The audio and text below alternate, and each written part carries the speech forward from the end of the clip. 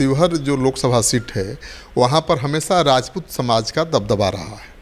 अब तक 10 सांसद वहाँ से चुने गए हैं, जिसमें से 7 सांसद राजपूत समाज से हैं। तो रहा तो राजपूतों का दबदबा है, लेकिन पिछले 3 चुनावों से मतलब 15 साल से वैश्य समाज का दबदबा है। बीजेपी की रामा देवी वहाँ से लगातार 3 बार चुनाव जीत चुकी हैं। चौथी बार भी वो लड़ना चाहती थी, लेकिन बीजेपी की ये सीट जेडीयू के खाते में चली गई, या ये कहें कि जेडीयू ने, नीतीश कुमार ने बाहुबली नेता आनंद मोहन की पत्नी लवली आनंद के लिए बीजेपी से ये सीट ले ली। स्वागत है आपका सिटी पोस्ट लाइव में और मैं हूं आपके साथ पूजा शर्मा। आरजेडी ने 22 उम्मीदवारों की सूची जारी कर दी है। शिवहर सीट के लिए वैश्य समाज की रितु जायसवाल को टिकट दिया गया है, जिसको लेकर राजनीतिक हलचल काफ़ी तेज हो गई है। बता दें आपको कि आनंद मोहन की पत्नी लवली आनंद को चुनौती देने के लिए चुनाव मैदान में उतरी हैं रितु जायसवाल। कितना टक्कर देंगी ये जानने के लिए अभी हमारे साथ मौजूद है वरिष्ठ पत्रकार श्रीकांत प्रत्युष। उनसे हम बात करते हैं। सर, क्या लगता है रितु जायसवाल टक्कर दे पाएंगी बाहुबली आनंद मोहन की पत्नी लवली आनंद को? देखिए, वैसे तो शिवहर जो लोकसभा सीट है वहाँ पर हमेशा राजपूत समाज का दबदबा रहा है। अब तक 10 सांसद वहाँ से चुने गए हैं, जिसमें से 7 सांसद राजपूत समाज से हैं। तो रहा तो राजपूतों का दबदबा है, लेकिन पिछले 3 चुनावों से मतलब 15 साल से वैश्य समाज का दबदबा है। बीजेपी की रामा देवी वहाँ से लगातार 3 बार चुनाव जीत चुकी हैं। चौथी बार भी वो लड़ना चाहती थी, लेकिन बीजेपी की ये सीट जेडीयू के खाते में चली गई, या ये कहें कि जेडीयू ने, नीतीश कुमार ने बाहुबली नेता आनंद मोहन की पत्नी लवली आनंद के लिए बीजेपी से ये सीट ले ली। बीजेपी की ये बहुत श्योर शॉट सीट थी।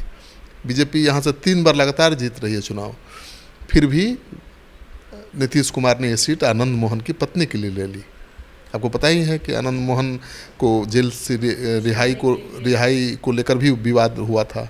नीतीश सरकार ने उनको जेल से रिहा कर दिया था, और फिर विश्वास मत के दौरान आनंद मोहन के बेटे चेतन आनंद ने बड़ा खेला कर दिया था। उसके बाद नीतीश कुमार का भरोसा बढ़ गया कि भाई चेतन आनंद ने तो मेरी सरकार बचा दी है, तो उन्होंने तोहफा दिया और शिवहर की सीट उनके लिए बीजेपी से लड़कर ले ली।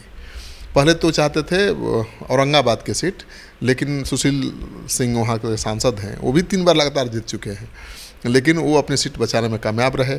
तो आनंद मोहन के लिए अब एक ही सीट बची थी, शिवहर की सीट।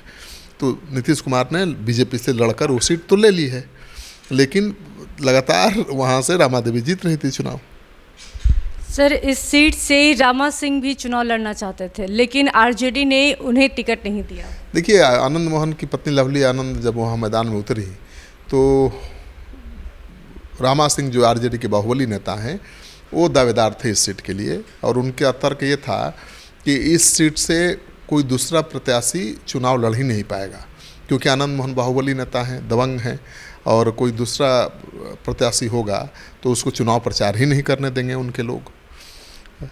लेकिन रितु जायसवाल का नाम पहले से चर्चा में चल रहा था, लेकिन रामा सिंह को पूरा भरोसा था कि रितु जायसवाल चुनाव प्रचार नहीं कर पाएंगी, चुनाव लड़ नहीं पाएंगी। रामा देवी तो खुद बाहुबली नेता की पत्नी थी, बृज बिहारी प्रसाद की, जिनकी हत्या हो गई थी पटना में ही। मुझे याद है वो घटना, पटना के IGMS में उनको दिन दहाड़े गोली मार दी गई थी। तो वो भी बहुत बाहुबली नेता थे। उनकी पत्नी थी रामा देवी, तो लड़ने भिड़ने वाली थी।